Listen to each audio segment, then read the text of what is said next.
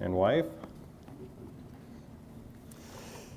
The other night, Livia and Emma, they had a sleepover at Jack and Carrie's, and so the next morning I texted Jack. I said, "What's it like to have 5 women in your house?" And his response was that he went to bed at 9:15 and he just heard they had a good time, so it was good. But yeah, I was gonna, when Randy was asking for prayer requests, I was gonna add on there that this past Father's Day, I finished shingling my house and nobody got hurt or fell off, so praise God for that. I think I picked the hottest days of the year to shingle it, and in between rain showers, and so we just don't seem to be able to get a break, but we got it done, it's behind us, so I kind of swore the first time when I shingled it that it was the last time I would do it, and here I was 10 years later doing it again, so hopefully, I don't want to jinx myself, but hopefully that's the last time. This time, should we bow our heads for a word of prayer? Dear Heavenly Father, we thank you so much for this wonderful Sabbath. I thank you for each and every one who is here today, and we're all here for the same purpose, because we love you, we want to worship you and praise your name. We've done it in song and in word, and Father, I just pray that you be with me this morning. May you be the intervening channel between my lips and their ears, that they hear the message that you have in store. These things I pray in your name. Amen. Last Sabbath, we had, it was warm, and so Tara and I and the girls decided we'd go over to Lake Panorama. Her mom has a boat over there, so we decided we'd go over there and hang out on the boat in the afternoon, and Tara heard through a little birdie on Facebook that Tucker was preaching over at Guthrie Center.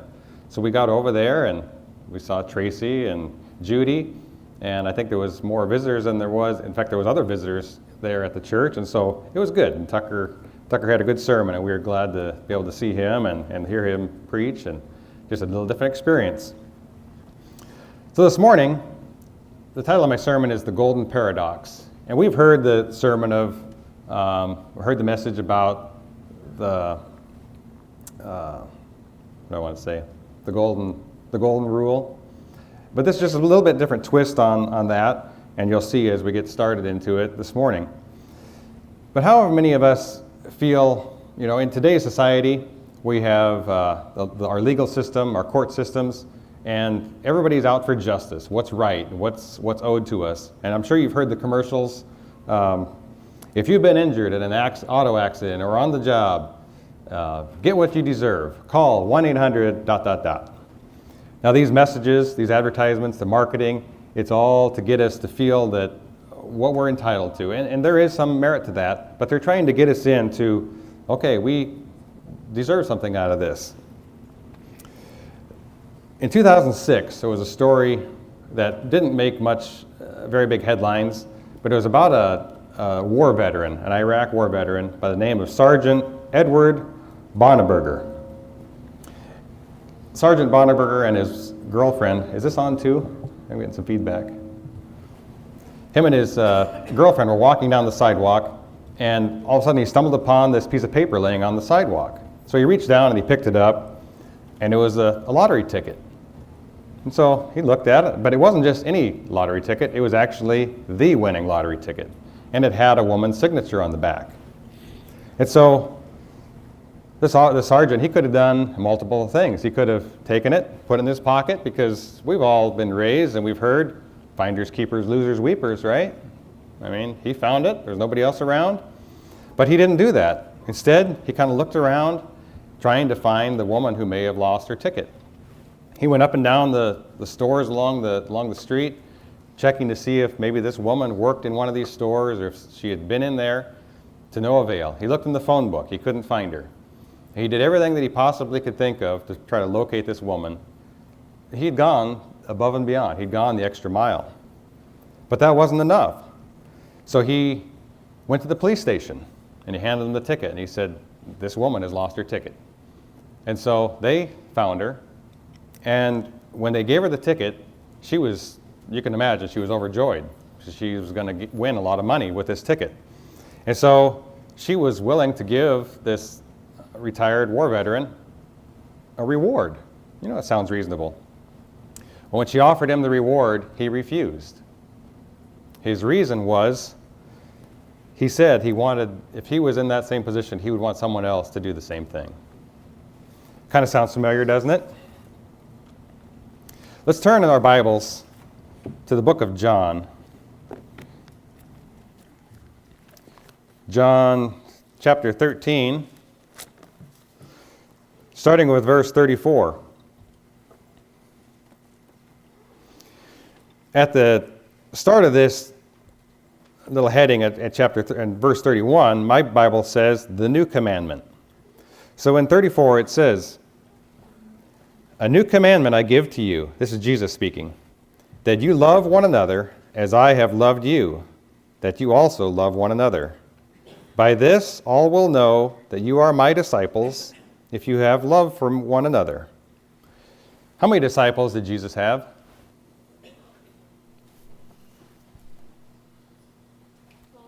I hear 12. I should maybe clarify, how many disciples are there? There's no number. Are we all not disciples? What is a disciple?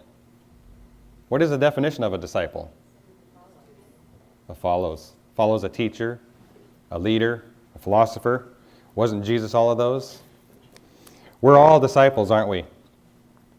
So here Jesus commanded love. Commanded that we love one another.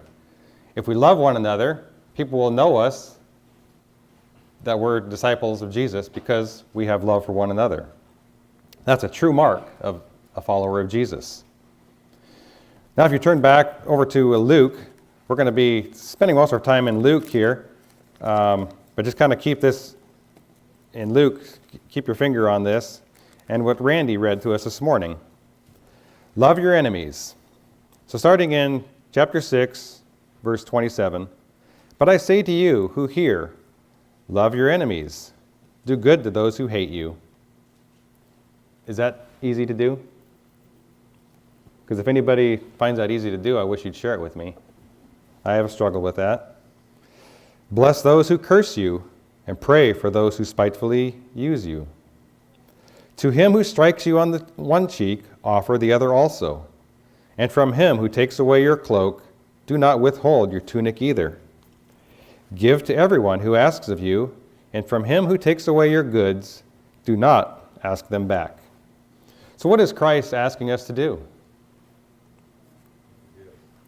To give. Repay evil with what? More evil? With good. Repay evil with good. How many of you recognize the name? I know Greg will. Edwin Stanton. Greg's smiling. He knows the answer. He's a Jeopardy winner. Edwin Stanton. Back in the early to mid-1800s, he was an attorney and a politician.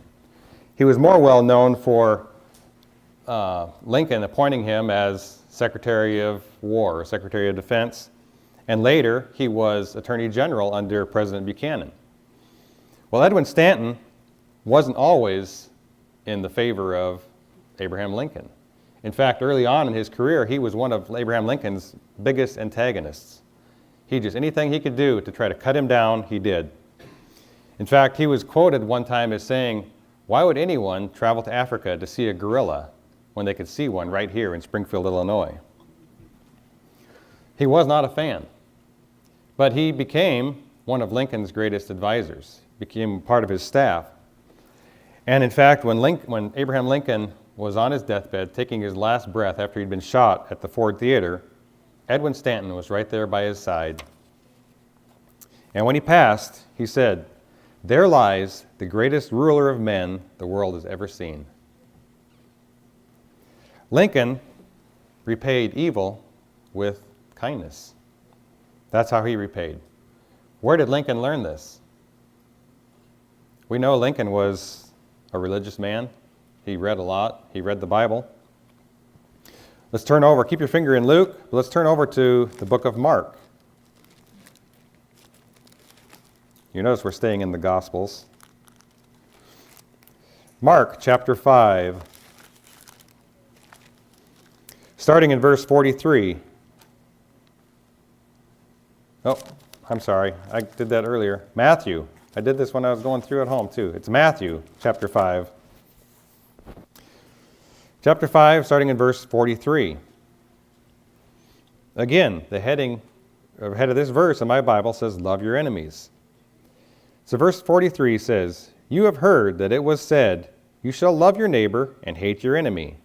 But I say to you, love your enemies, bless those who curse you, do good to those who hate you, and pray for those who spitefully use you and persecute you. Very similar to what we just read in Luke. That you may be sons of your Father in heaven, for he makes his sun, S-U-N, rise on the evil and on the good, and sends rain on the just and the unjust. Love your enemies and those who persecute you. Now turn back to Luke 6. Continue on in verse 31. And just as you want men to do to you, you also do to them likewise. In other words, treat others as we want to be treated. Do we want to be treated with evil? No, we want to be treated with good and kindness and love. We saw previously what we should do in verses 27 to 30. Repay evil with good. Now, Jesus is telling us how to do that. Notice that it doesn't say we should do to others the same thing that we want done to ourselves. It is treat others or in a similar spirit as we want to be treated. So let me give you an example.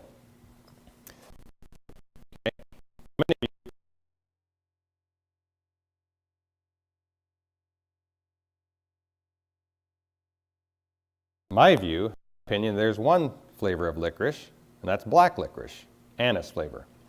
You know, they make Twizzlers, they make red Twizzlers, red licorice, whatever. But there's cherry flavors, strawberry, raspberry, grape, green apple now I've seen, all kinds of different flavors. But licorice is black licorice.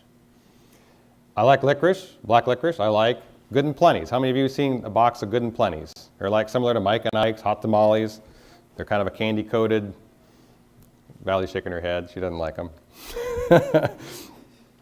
So we go on the boat, and my mother-in-law, she's big in bringing snacks and stuff, and she knows the girls, they all like Twizzlers, and she knows that I like Good and Plenty's. So she brings 2 or 3 boxes of Good and Plenty's. Well, problem is now that my girls are starting to kind of get a taste for it, and so they eat them. So I no longer can take them home and savor them for a while.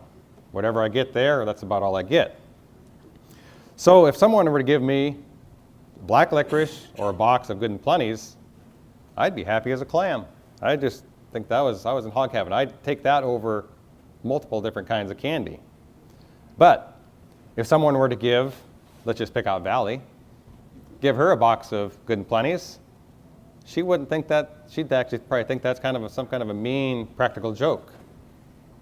So how do we know? How do we know what Valley likes or what I like? How can we treat others as we want to be treated?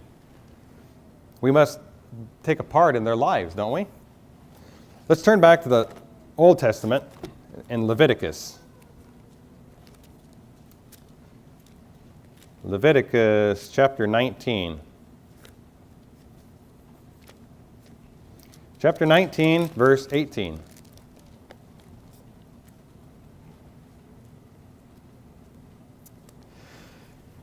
You shall not take vengeance, nor bear any grudge against the children of your people, but you shall love your neighbor as yourself. I am the Lord. Now, remember when I read earlier in, was it Luke? In Matthew, about the new commandment? Here, this is the Old Testament, and this is saying virtually the same thing, isn't it? So this has always been part of God's order for us. To love your neighbor as yourself. Now back to Luke. You kept your finger in there, I hope. Luke 6, continue on in verse 32. But if you love those who love you, what credit is that to you? For even sinners love those who love them. Verse 33. And if you do good to those who do good to you, what credit is that to you? For even sinners do the same. And if you lend to those from whom you have hoped to receive back, what credit is that to you? For even sinners lend to sinners to receive as much back. Verse 35, but love your enemies, do good, and lend, hoping for nothing in return, and your reward will be great. And you will be sons of the Most High, for he is kind to the unthankful and evil. So how do we give? Freely, unselfishly. We give of ourselves. So justice is not the highest goal for the Christian, is it? Shouldn't be really seeking justice. We can take part of it, but that's role for the government to see that justice is served. But we must give in love. That can be difficult. There was a story about a woman back in 1946. Her name was Edie. And at the time, she was only 14 years old. And she came from a rather large family. She was one of seven kids.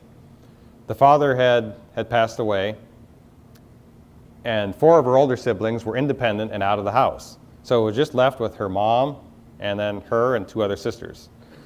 Well, they were doing fine. The mother was working, the girls were in school. They never really lacked for anything, but they didn't really live a life of luxury either. But they were content. They were happy. It was getting close to Easter. It was about a month before Easter, and they were at church, and the pastor made an appeal that they were going to be taking up, Easter Sunday, they were going to be taking up an offering for a poor family. And they were going to give this money to some poor family who was in need. So Edie and her family, they took it upon themselves to contribute what they could. So they sacrificed in every way they could possibly think. They kept their lights turned off at night. They sit around in darkness, basically, to try to save electricity. They ate bulk foods like potatoes, rice, and beans. They ate very as cheap as they could. The girls picked up small odds and end jobs for neighbors, carrying in their groceries, going and getting things for people. Anything they could do to make money to give for this cause. So this month went by, and they're sitting there at Easter, and the pastor made the appeal. And so they had raised $87 to give to this poor family. Well, they felt good about themselves. They were happy. They thought we had given a lot. Later that day, they got a knock on the door, and the pastor came to their house. And he handed her mother, Edie's mother, he handed her an envelope. And in there was money that the church had raised, that they had actually given to. They got this money back. They were shocked. They couldn't believe it. They said, here, this money was supposed to go to a poor family, and they didn't consider themselves poor at all. So they were pretty well devastated. They didn't know what to think. They were pretty quiet around the house. That next week, the kids went to school. They came home. They didn't talk much. The mom, she went to work. She didn't talk much. They didn't really even want to go to church the next week because they didn't want to face their church members because they didn't consider themselves poor, but obviously other people did. So they went to church anyway, and when they were there, they had a guest speaker, and it was a pastor, or it was actually a missionary from Africa. And so this missionary made an appeal that they were building churches down in Africa, and they had built the structures that were out of sun-dried brick, but they didn't have money or the means to put roofs on them. So he said it takes about $100 US to buy a roof to put on these these churches, so that these people can be in out of the sun and the weather. And so all of a sudden they had an idea of what to do with this money, because before that they had no idea what to do. They said, what do poor people do with their money? They didn't know. So the mother dug in her purse, and she took out the $87 that they had given for this poor family, which was themselves. She dropped that in the offering plate, and they just were overjoyed with themselves, what they had done. At the end of the service, the missionary got up front again, and he was just ecstatic about the amount of money that had come in for this church. He said, we brought in, he said, you guys donated over $100 towards this roofing project. He said, this church must be full of rich people, rich families. Imagine how they felt. All of a sudden, they went from being seen as a poor family to one of the richest. They had given the most of anybody in that church, and it was all of their own money.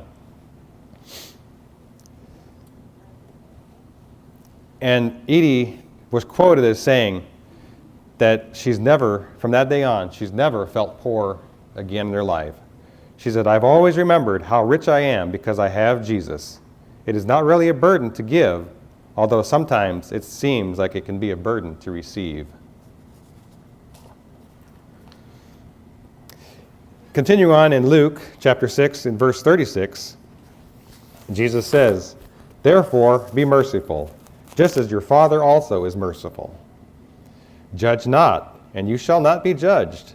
Condemn not, and you shall not be condemned. Forgive, and you will be forgiven. Give, and it will be given to you.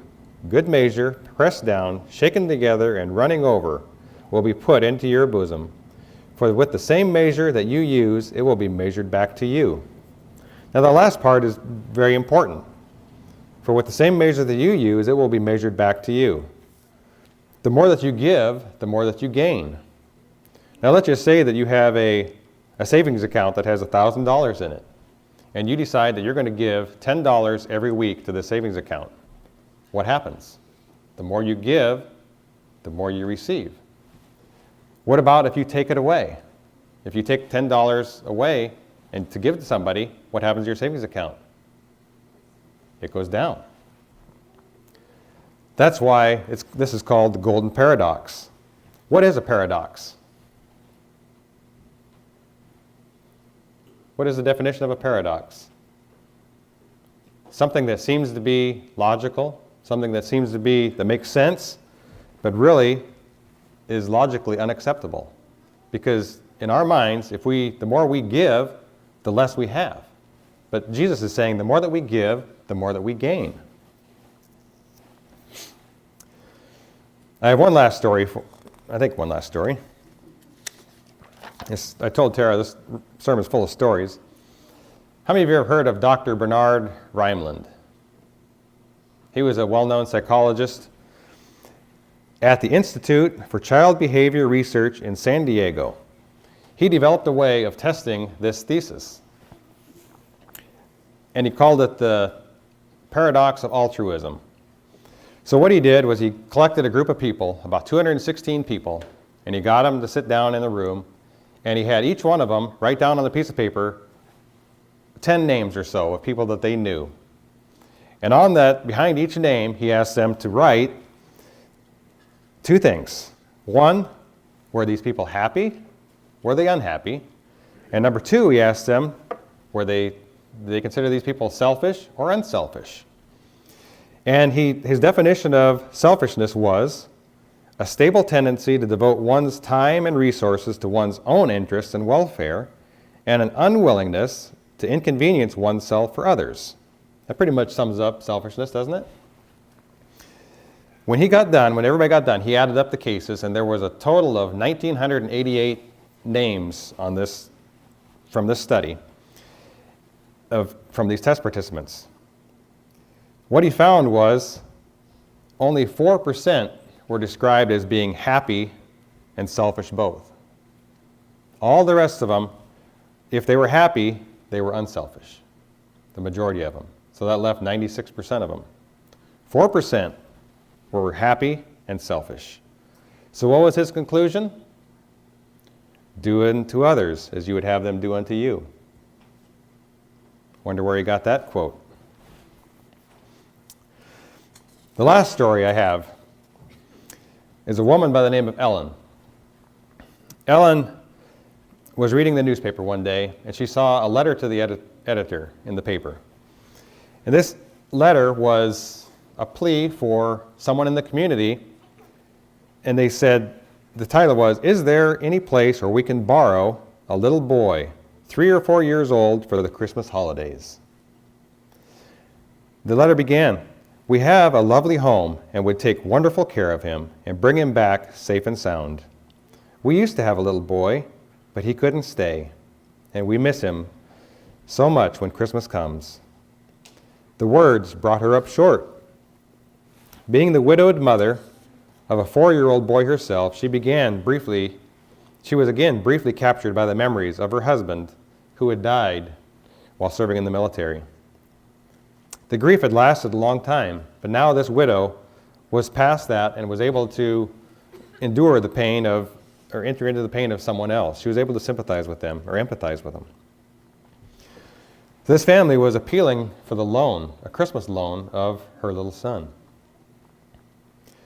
So what she did next was she wrote back. She said that she would offer her services, her and her son, because he had lost his own wife and son only months earlier, and so she decided to fulfill his request. She later explained, "That Christmas, my son and I shared a joyous day with the widower and his mother. Together, we found happiness that we doubted would ever return. But the best part is that this joy was mine to keep throughout the years and for each of the Christmases since. You see, the man who wrote the letter months later became my husband." She said, her quote is, "The more you give, the more you gain."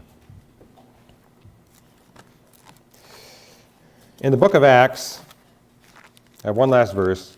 Book of Acts, chapter 20, in verse 35,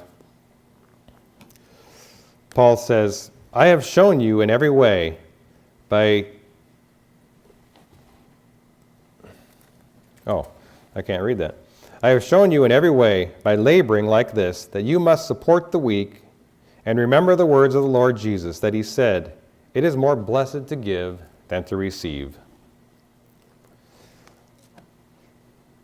Whether it's love, money, possessions, requests, or respect, or some other commodity, this golden paradox remains true. The more you give, the more you gain. Let's stand for our opening hymn, or closing hymn, number 618.